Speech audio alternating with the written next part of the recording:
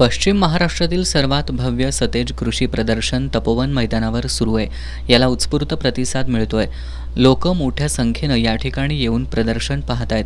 या भव्य कृषी प्रदर्शनातील कचरा संकलनाची जबाबदारी दरवर्षीप्रमाणे याही वेळी अवनी संस्थेच्या कचरावेचक महिलांनी स्वीकारली आहे. आज प्रदर्शनाच्या पहिल्या दिवशी जवळपास 150 किलो कचरा संकलित करण्यात आला.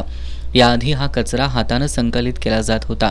यावर्षी किर्लोस्कर ऑइल इंजिन्स कंपनीनं संस्थेला दिलेल्या व्हॅक्यूम क्लीनर मशीनच्या साहाय्यानं कचरा संकलित करण्यात आला. या कचऱ्याचं वर्गीकरण करून प्लास्टिक कचरा हा अवनी संस्थेच्या प्लास्टिक संकलन केंद्रातील बेलिंगसाठी पाठवण्यात आला, तर इतर कचरा वैज्ञानिक प्रक्रियेसाठी संस्थेच्या सुका कचरा प्लांटवर पाठवण्यात आला. हा उपक्रम अवनी संस्थेच्या अध्यक्षा अनुराधा भोसले यांच्या मार्गदर्शनाखाली सुरू आहे. या प्रदर्शनात पुढील 2 दिवस सुद्धा अशाच पद्धतीनं कचरा संकलित केला जाणार आहे. हा उपक्रम यशस्वी होण्यासाठी वनिता कांबळे, पूजा लोहार, अक्षय कांबळे, साहिल शिकलगार, विकी राऊत, कौशल्या राऊत यांच्यासह परिसर विकास भगिनींचं सहकार्य लाभलं.